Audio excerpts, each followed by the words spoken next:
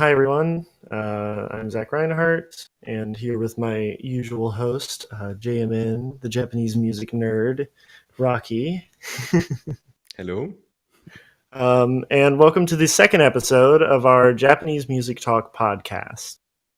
Today we have a special guest. We have Jasmine, it was, right? Yes. From the European Japanese rock record label, Gan-Shin Records. Would you like to introduce yourself briefly, I guess? Sure.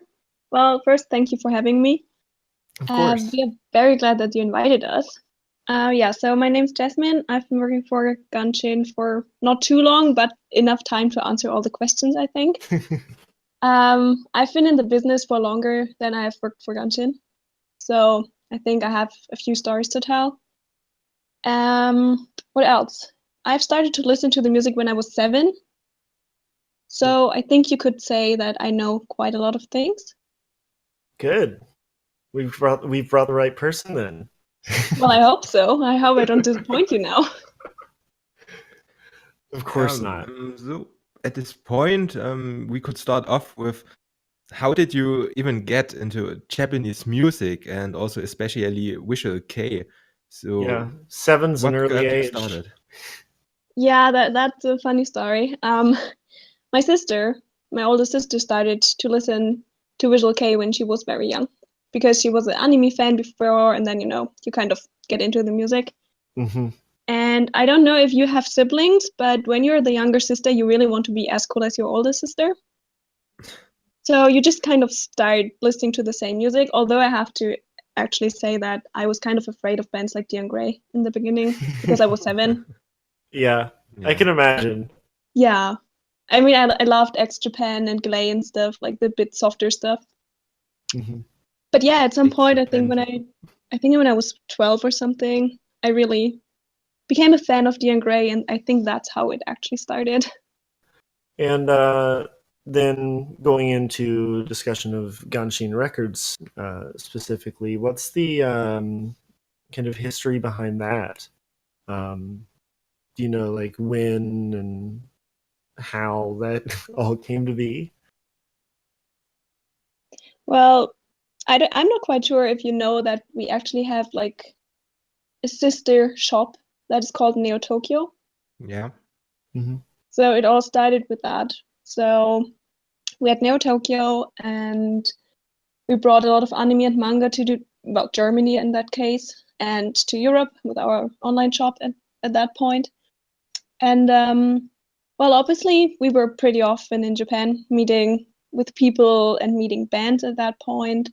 Mm-hmm. And at the same time, we got asked quite often why we wouldn't bring CDs, and bands asked us why we wouldn't bring them to Europe. And we just realized that, well, it is very difficult. And we wouldn't know if it would work, obviously, because at that point, as you said, Visual Kei was not a thing, or we didn't know if it was a thing. Let's put it like that. So yeah, actually, we just thought that it was a possibility, not only for us, but more for the fans and for the bands, and that's why we started, and that's why we made a label, because obviously, before you can bring a band, you have to see whether the music actually sells. Yeah. So the label started in 2004, if I'm correct, right?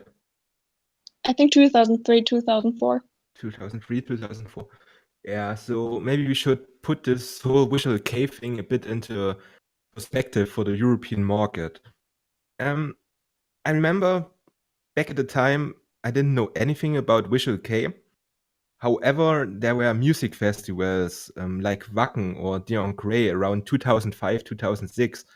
And suddenly all these bands like Mook, Dion Gray, Kakaru, or Desper's Ray showed up at these big festivals and also in many alternative music magazines like the big German metal scenes like Metal Hammer, Rock Hard, EMP, Sonic Seducer. And it basically came out of nowhere and got quite some attention. And I think there were different labels, Gan-Shin foremost, and also other labels like CLJ Records or Free Will Records, who had an European or overseas division. And yeah, how did you experience this whole development back at the time? And was there a specific reason why it suddenly exploded like this? Or Mm, yeah, well, not to praise ourselves too much, but I think we did a really good job there. yeah. I Um, mean, you had big bands, Despas, Ray, Mook, Ichini, Zero Ichini, Dion Gray with Ouroboros and stuff. exactly. And I think, you know, what a lot of people miss is that the Visual Kei scene was quite strong already at that time. As you said, of course, the band didn't play at Rock and Park in the very beginning, but the fans were already there. So when we brought Dion Gray, we didn't even have to do any marketing and we sold out basically immediately. So you Yeah. see, we kind of knew that there was a market. We knew that there were fans. And obviously, we believe in all the bands that we have in our labels. Mhm. And so, yeah, it was more like error and try. We wouldn't know if metal fans would like the bands, but we believed in the bands. We believed in each band that we sent to any big festival or we had a big tour bill. So when it actually took off, and you know, we saw the coverage, and we were talking to all the press people, and we were talking to fans and to new fans and to metal fans who were like, "Oh my God, where has this band been all my life?" It was overwhelming for us. Because only because we believe in a band, that doesn't mean that everybody else does. Yeah. So Believe I me, think no. looking back now, we would have never thought that it would go off like that. But I think it was just the exactly right time when people needed this new kind of music and this new kind of lifestyle. Yeah. Yeah. And we also have to keep in mind labels like your Gan-Shin Records were more focused on the European market, right? Yeah. Nowadays, you also do digital releases worldwide and stuff. And yeah, and it would be interesting to know from Zach, was there anything similar in the US or didn't it take off there as much as it did in Europe? I know you have the entry chords who did also some Dion Gray releases, but I don't really know any label from America which is really specialized in Visual Kei. Yeah, I don't know any labels that really specialize in it either. There are certainly like American metal labels that will sign a Japanese band from time to time. Like, I mean, we saw that with the new Indon album. They got an Yeah. American release. Can't remember what label that was, but they were like a just American metal label. And yeah, they sign Japanese bands from time to time, but I've never seen, and I'm sure there's one somewhere, but I've never seen a big label that's specializes in Visual Kei and Japanese rock. Um, Mm-hmm. but Yeah. yeah, the mid 2000s, late 2000s boom of Visual Kei definitely did happen in America. Cool. I'm not sure how Right, you were to. also on the Warp Tour and stuff, right? Or how was Um, it? Family Values by Korn. They also featured some Japanese bands. yeah, I'm not sure if they were on Warp Tour. I wouldn't be surprised. It seems like a Yeah, I think I place confused it, that but might. the Family Values, they had Dion Gray, for example, around 2006 or 7 or something. No, I didn't know that. It's really But interesting to hear that because a lot of bands still want to go to America. So I thought yeah, that would I be don't like, know that it was. Yeah, like I don't really. I wasn't around in Europe at the time, so I can't really compare them to of say course. like what the scale was. Um, but it was definitely a thing. It was not terribly uncommon when I was like uh, growing up and like in high school as a teenager, um, to like have a Japanese like Visual K band or something kind of mixed into the other bands you listen to. Mm-hmm. Um, and Yeah, it was mostly online that it was kind of spread about, I'd say. Mm-hmm. So And talking about the scale, I think we all agree Visual Kei wasn't at any point mainstream, but as we said, it had quite some success. And if you look at it now, it seems like it kind of returned to being this more underground focused phenomenon. And Hmm. I mean, you still have your occasional Dion Gray review on metal website or something, but it's not that heavily covered like it was in the mid 2000s. Do you think there's any specific reason for this? And will it maybe take the spotlight again anytime in the future? Well, I mean, that's a difficult question, and I'm just guessing here, obviously. Yeah. But first of all, people forget that Visual Kei has always been an underground phenomenon. Even in Yeah. Japan, people think that it was a big, big, big thing. And of course, there are great bands, like let's say X Japan, or let's say Despis Ray, or let's say Dian Gray. Yeah, they were big. But most of the Visual Kei bands stay quite small. Yeah. And Yeah. that's what makes them special. Like, we all in each generation, we have this kind of break with our parents or with older siblings or whatever, and you want to be different. And at that point, it was Visual Kei. But then it got a bit mainstream as, being in media, being in, I don't know, too many weird shows in Germany, maybe. So I think that some people didn't actually think it was special enough anymore. So that might be a reason for why it declined a bit. And then also, obviously, quite a few of the big bands disbanded. Yeah.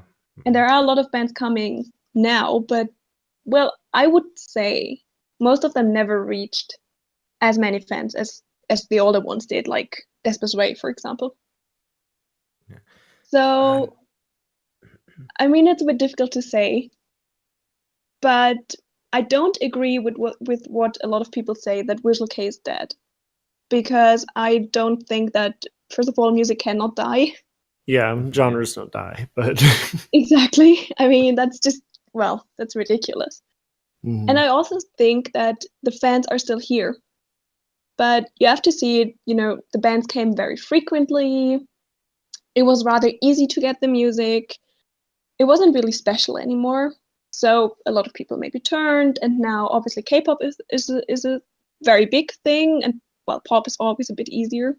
Mhm. But I think it was maybe that they just didn't need that music at that point of time anymore. But that doesn't mean that it doesn't come back. And obviously, if I wouldn't believe it can come back, then I wouldn't do the job. Yeah. I mean, it was always a problem with Visual Kei, the longevity of these bands. They are up for 2, 3 years, disband, form a new band, disband. Yeah. And we really lost so many bands. Girogamesh, Ansraw, whatever comes to mind. Us, for example, was also a nice band. Yeah. Yeah, but I also think now it kind of has a comeback and it kind of evolved. You see bands popping up like Nocturnal Bloodlust, Dada Hmm. Roma, maybe Chiluga, and these are bands which mix in really heavy metalcore and deathcore elements in their sound, Yeah. and it's quite different from these 2000 bands who were more groove metal or new metal inspired. Hmm. Exactly. And I think it's those new bands that will or will not make the decision. And if they decide that, they want to come to the European market, then I think they will find that there are a lot of fans. Yeah. Yeah, my experience with a lot of Japanese bands, and I don't really communicate with like the Visual K scene. Hmm. But my experience dealing with a lot of like indie and punk bands and stuff um, is that like there isn't really an expectation that there is anything to be made kind of outside of Japan. Like I think Exactly. a lot of the bands kind of assume like nobody wants to hear a band that sings in Japanese, and like nobody outside of their uh, little live circuit in Koenji is interested in hearing their music. Like, Exactly. And I think this, well, it changed at that point when bands like Dan Gray came over, but that's well, they are really big. So maybe a few bands, are afraid because they are smaller. And it is obviously difficult to go to another country with a totally different style and different fans and everything. I think, though, it might change not only, but also because Japanese music is getting more coverage again because of Yoshiki and the movie We Are X. Yeah. So I sure hope that bands will realize that the European market is still interested in them. And it will not be easy, but it was never easy, and it's never easy in the music business. Yeah. It's not easy in Japan. Exactly. Exactly. It's not like they are there and all the fans come and they are loved and they get so much money. Yeah. Maybe we can move away a little bit from this whole Visual Kei thing. And I think talking about successful bands nowadays, really big news. You got Baby Metal or One OK Rock, which are really entering the Western market. Yeah. And you also got in some other subgenres, you got JPU Records with alternative rock and metal bands like Bandmate, Lady Baby, Tosh de Sigore, and also some American labels like Artery Recordings or Tragic Hero Recordings, which pick up metal bands, metalcore bands like Crystal Lake, Earthis, or I Promised Once. Especially Crystal Lake are really blowing up. They get cool reviews, huge fan base all over the world. They had their first European tour. And from your label perspective, do you think are there any kind of genres from the Japanese music where you see potential right now, and maybe some directions which you want to explore with Gan-Shin in the future? Some other genres apart from the Visual Kei scene. Well, I think I really have to say, for example, JPU did a great job. They have great bands, obviously. I wouldn't say that we would not go into that direction, but we kind of stand for what we decided all those years ago, and that's still what we want to do. So we don't really want to change drastically. I think that Japanese rock bands do have the power to come here. As you said, for example, One OK Rock. It's an amazing thing. Yeah. But that as well, first of all, nobody knows how long this will, last. First thing. And second thing is we have our fans, we have people who believe in us and who trust us and who really want to get the music that we try to distribute, which means also all the smaller bands. So yeah, I mean, yes, we will probably also look out for rock bands, for more metal bands. I mean, we have 3 labels, so you can see we like a variety of bands. But will we totally turn our backs on Visual Kei? No. Yeah. Talking about this, maybe you could explain to our listeners. You have 3 labels. Obviously, K Records is for Korean pop bands, Exactly. but you also have Okami Records. And maybe you can a bit explain what these labels are about. What's the difference between Gan-Shin and Okami, for example, and what you're focusing on? Yeah, sure. So when we started Gan-Shin, we had quite a variety of bands, and we all put them under that label because they were all Japanese and quite rock bands, quite Visual Kei, but not so much metal bands as Dian Grey or Lynch are. Yeah. And well, for each band and for each genre, the demands and requirements and preconditions differ. So we at some point we decided that Gan-Shin was for the bands that were either really Visual Kei or rather pop, like anime and pop, because we thought that they have kind of similar requirements.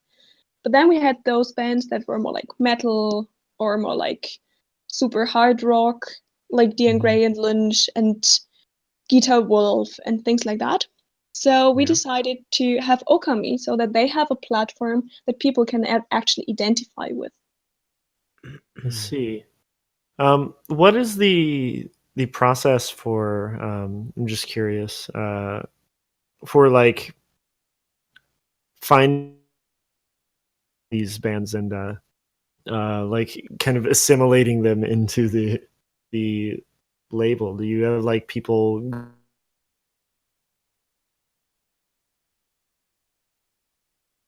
Do you mostly like hear about new bands from contacts and contact them, or? Well, of course, it's basically all of it. So yeah, we have people who go to Japan and, meet managers, go to concerts. Mm-hmm. Then we also get contacted by bands. Okay. Although recently not too often, but I think, well, we talked about that already. A few bands are afraid. And then, of course, we contact fans, which is why for us it's really important to get input from our listeners and readers. Mm-hmm. Because, yeah, I mean, of course, we look at a band and we're like, oh, yeah, that could be cool, or this would work. But it's much easier and much nicer for us to actually get input and be like, oh, but hey, they're great. We'll totally ask them. Yeah.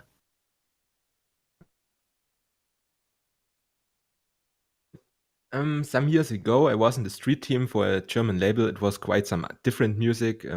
They had more like avant-garde metal, black metal, neo-folk and stuff like this.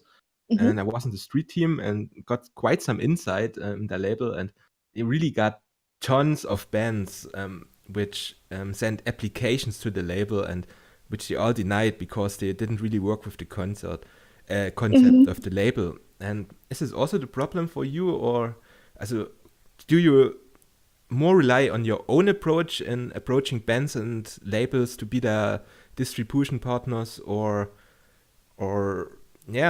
bands sending applications?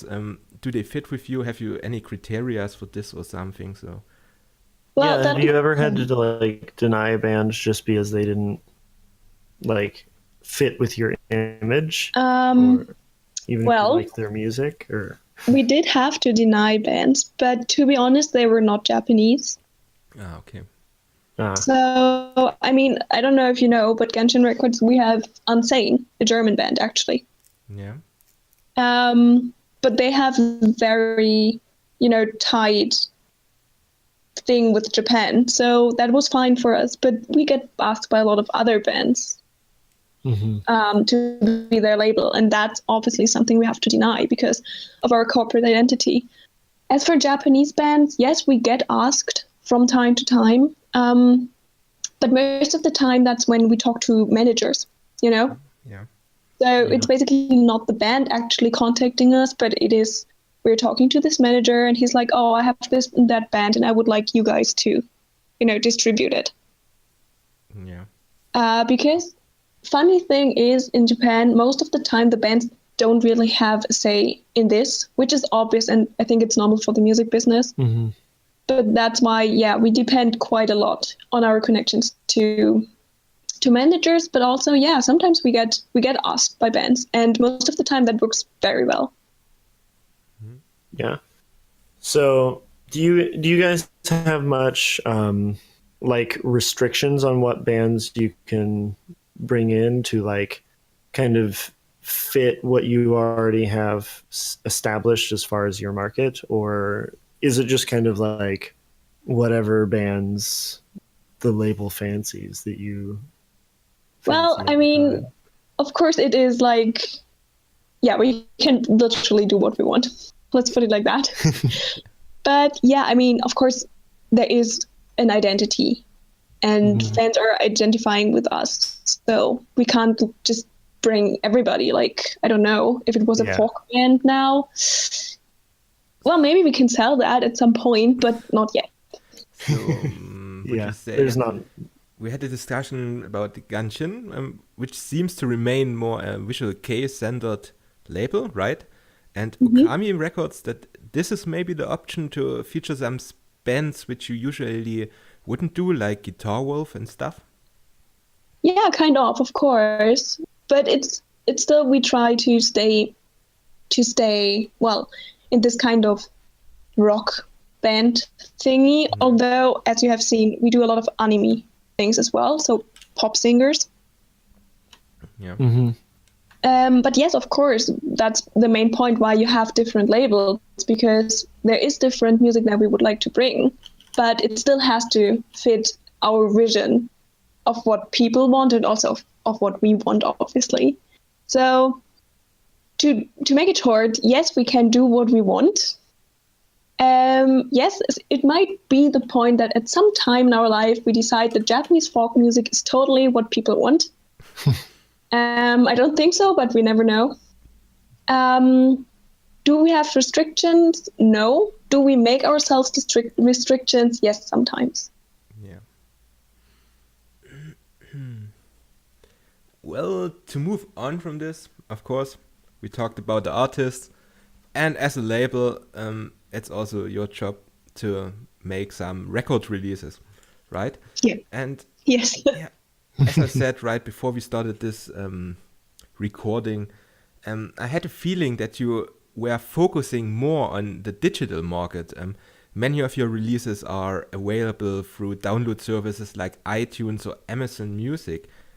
Yeah. So you didn't really release a physical CD in a while. I think you said the last one was back in August. And are you still planning on doing more physical versions, maybe just for the big names or for the full albums? Or do you think that this medium became kind of redundant in the digital age? Well, no, we are totally into physical releases. We love physical releases. Good. We also think that that's actually what a lot of people want. But yeah, I mean, for smaller bands, whenever we get a new band, we have to ask ourselves, does it really make sense to produce a CD? And most of the people want to listen to it first and then maybe buy it or don't buy it. You know what I mean? Yeah. So that's why digital releases work much better.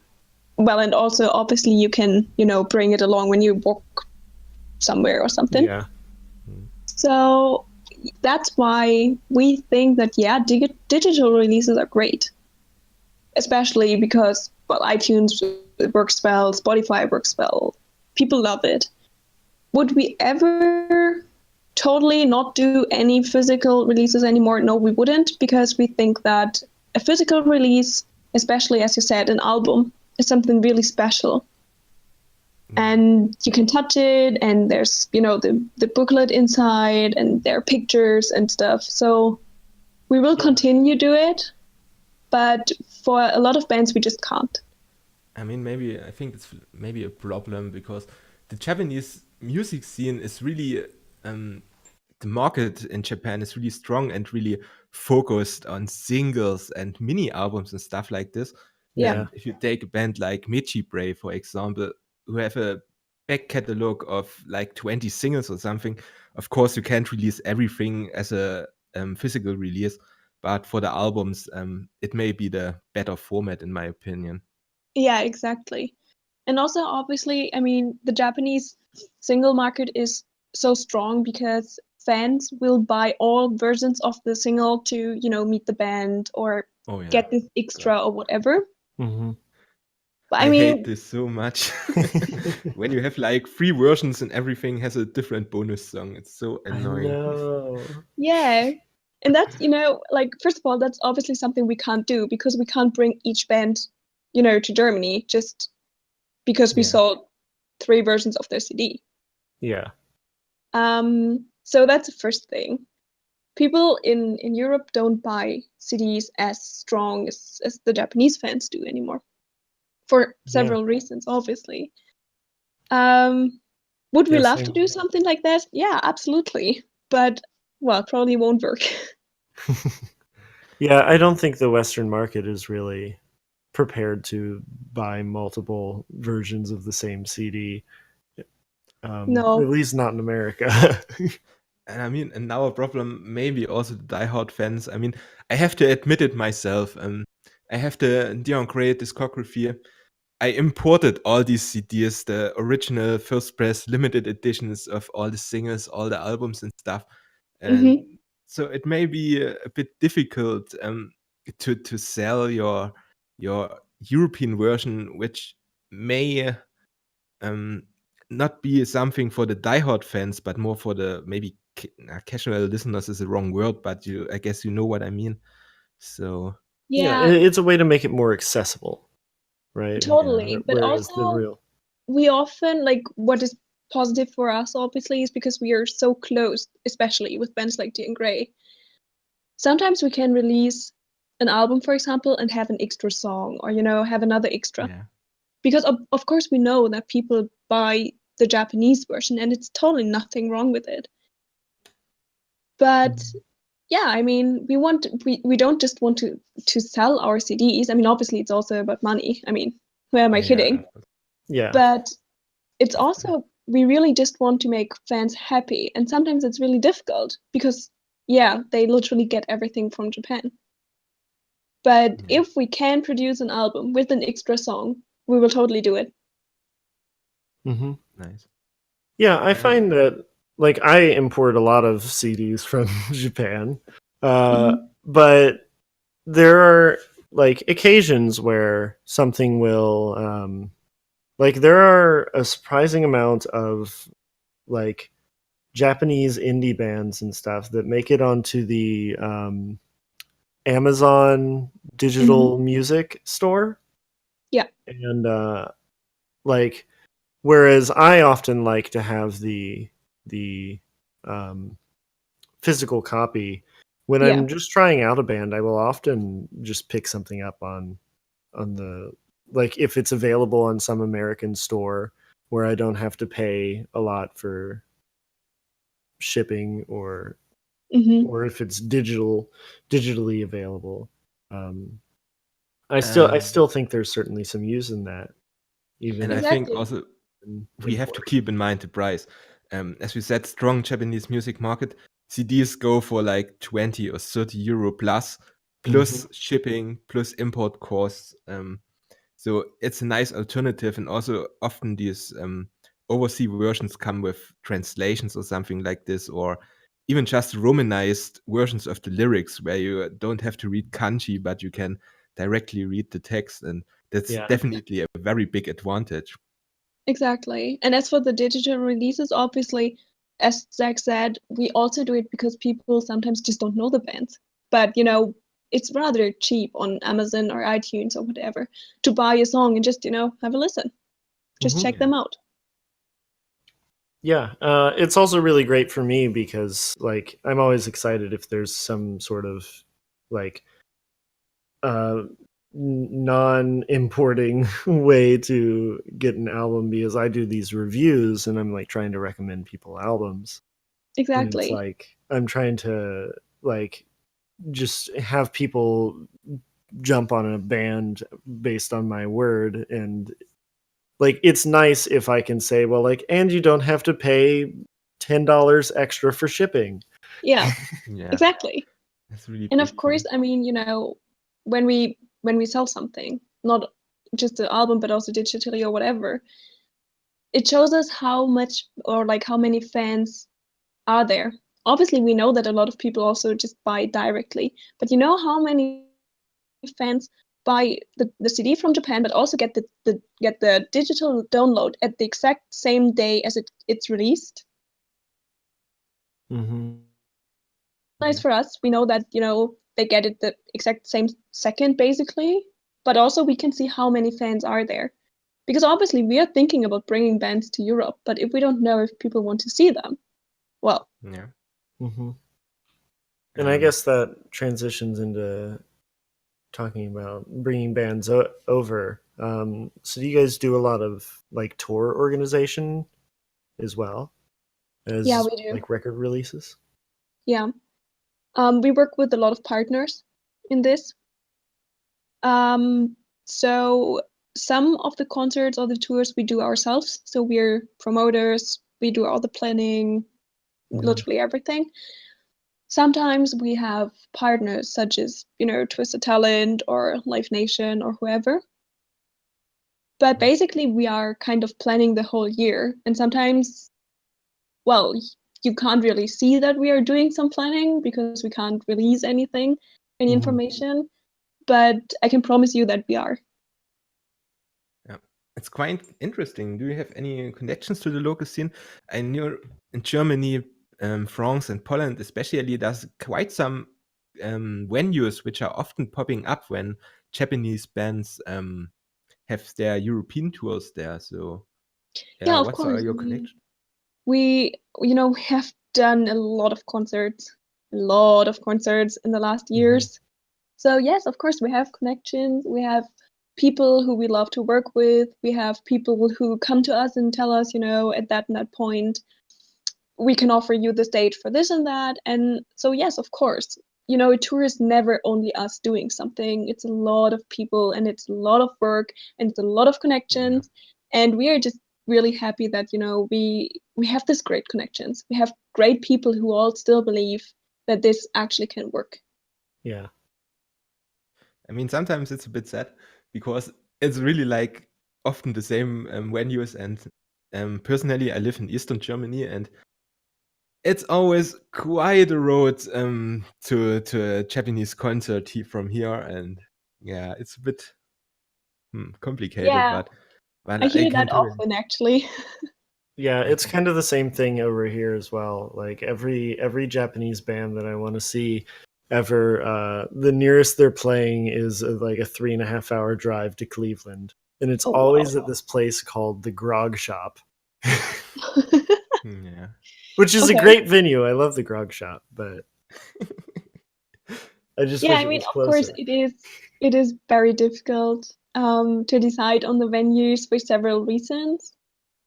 And I know, especially in Germany, that a lot of fans are very tired of, going to venues quite far away. But what you have to keep in mind is, or first of all, there's a whole plan behind all this. So sometimes it just doesn't work the other way, although Yeah, it's sad. Mhm. And also, I think, I know that a lot of people complain, but when I think back to, I don't know, 2005, people would go from Austria, from Vienna to Berlin without saying a word yeah. Oh because it yeah, was still special. oh yeah. I've flown to New York to see bands. Like Exactly. So I think, I yeah, flew to Japan to see bands. yeah, me But too, exactly. So I think, I totally we totally understand that fans are disappointed when we can't come near their towns, or when it's very far, or if sometimes the dates just suck, to be honest.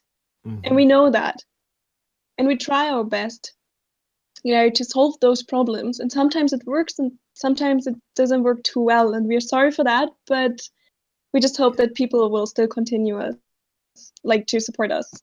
I mean, that's really complaining on a high level. I mean, you should really be happy that these bands are even visiting your country, because there are some countries who may never have the chance to see certain bands. So it's Yeah, Oh yeah. definitely a sadly. really valuable work. Yeah, I mean, I totally agree, and I really hope that everybody sees it like that, because we really try, and we are totally happy if anybody, sends us a message and says, could you come to this country, and we will try. But yeah, sometimes it just doesn't work.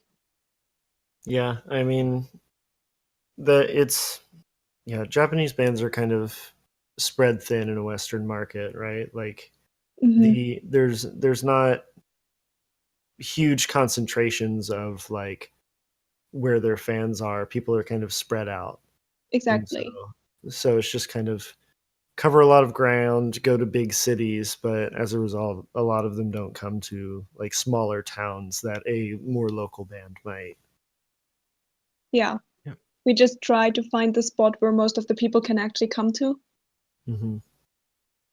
Yeah, and talking about reaching people, I think we have to talk about the importance of social media somewhere, because it seemed like you abandoned the internet for quite a while. There weren't any updates on your websites and so, but within the last few months, you launched a new website, and I also saw you actively engaging the community on Twitter and Facebook. So, is this a field where you want to further expand? And yeah, what are Yeah, your plans? absolutely.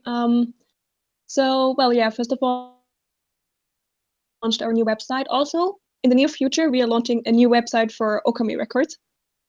So Oh, yeah, keep your eyes open. Um, As for Facebook and Twitter, yeah, the difficult thing with social media, and I'm quite sure the problem, talk too less, and you can also talk too much. Yeah. Mhm. Undoubtedly, we did too less.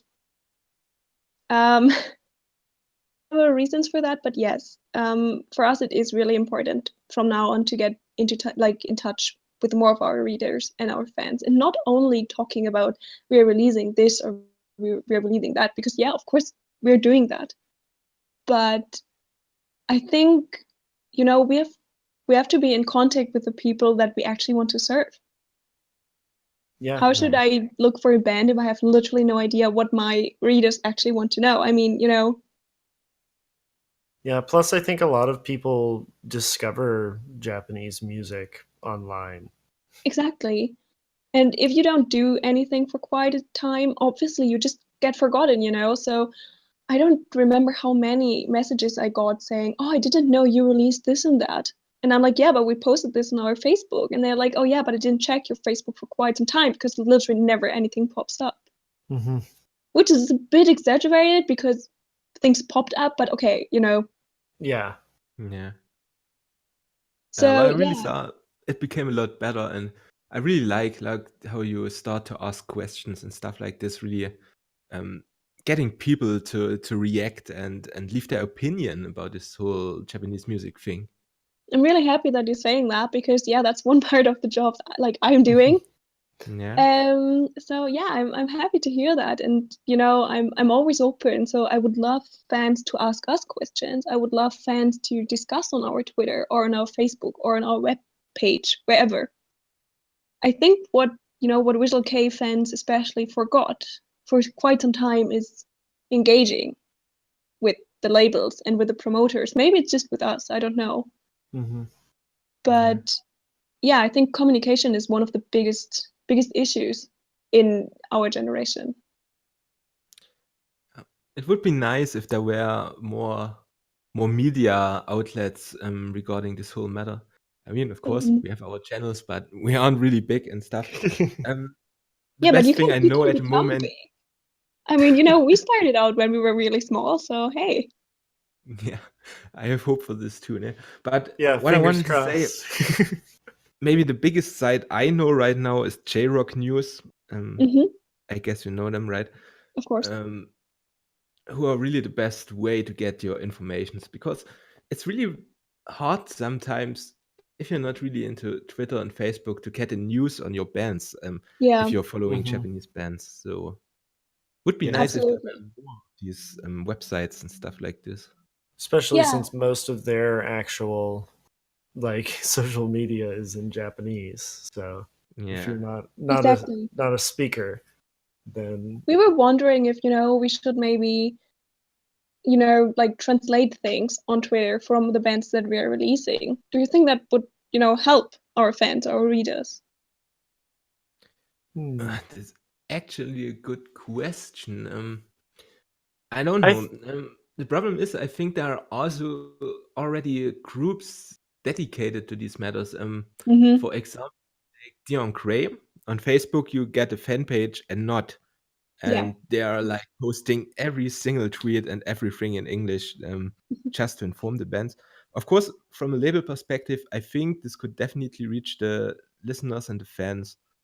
I But think it could be good around like a release, like if they Yeah. had made any comments on a on their new album or something, Yeah, like that's what we were translating thinking. something like that and like saying, hey, there's this new album, here's what this band said about it, or Mm-hmm. here's some information on it from the band. Yeah, I look, we mean, just launched a great new idea. Well, what good, I you can like have that one for from free. what I like from small bands and stuff is when they do like some greetings messages or something on YouTube, where they give a short update about the band and their um, new album, new records, Mm-hmm. and where they advertise them. This is always interesting. If you hear something directly from the band, it could be on Japanese, you add the English translations, and I think this is something which really keeps the people engaged. Yeah, you're absolutely right. Of course, yes.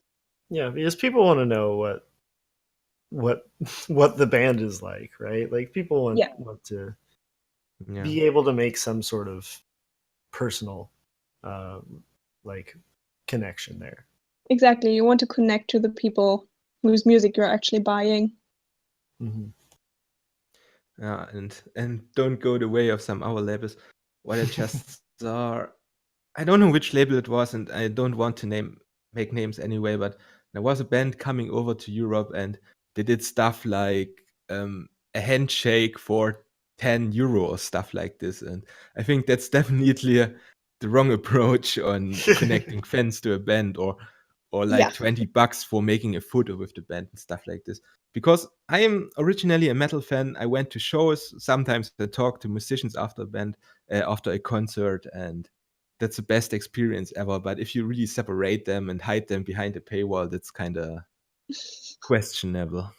Oh yeah, I go to shows all the time where like I just after the show I just see the band and I'm able to, or maybe they're running their own merch booth or something. Mhm. Like Yeah, of course, that would be the perfect thing, you know.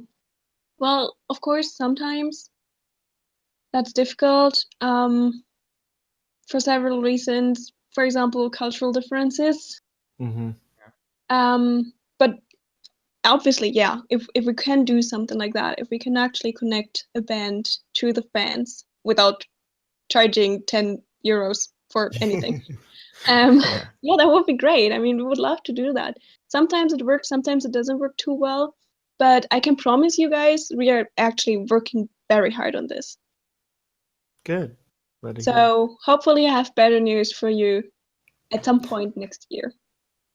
Talking about news, maybe you want to have a small section where you maybe can say what you have been up to lately with the label. Maybe some records you want to recommend our listeners, which you released in the Yeah, past months. I think we're about winding down. So anything you wish to promote. Well, I mean, I don't know if you guys listened to it, but we just released the micro headphones. Yeah. I'm not quite sure that totally fits into your genre, but well, I like it. I like it a lot. It was great. If I recall correctly, they had some ex-members from Desper's Ray, right?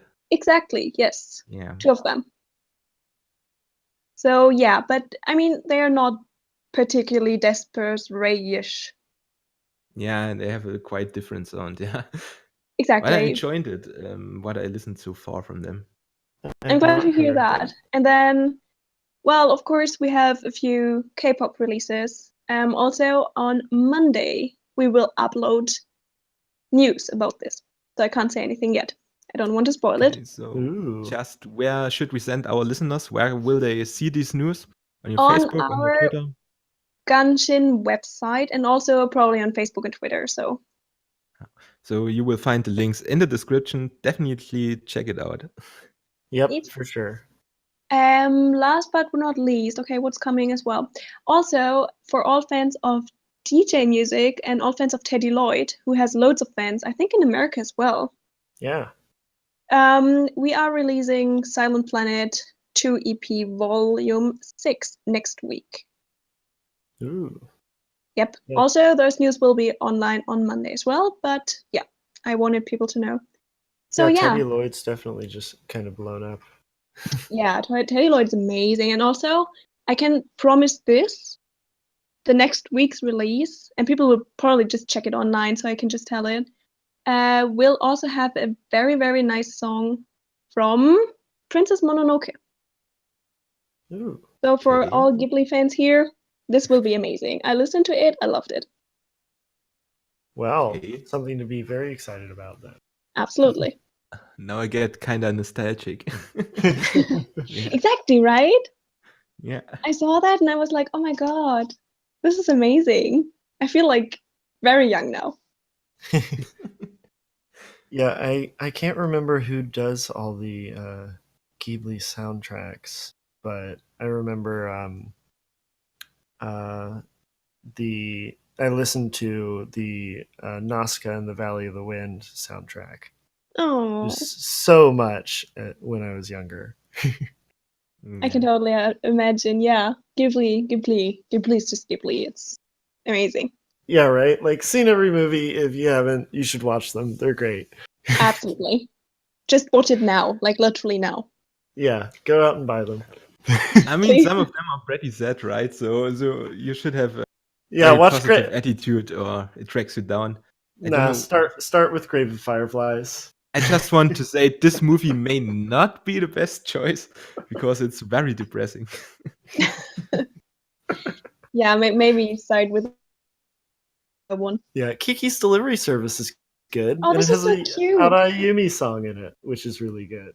Yeah, totally agree. Watch this first. Yeah. All right. So I think we're wrapping up here. Unless there's anything else that you guys wish to discuss. I think we've covered most of our written topics, though. I think Yeah. so. Alrighty. I guess you want to sign off, Rocky, since I started us off. Yeah. As usual, Japanese music nerd. I guess you know my channel, social media. I think it will everything be in the description. Yeah, and also thanks again to Zach for being our my co-host, and definitely follow him too.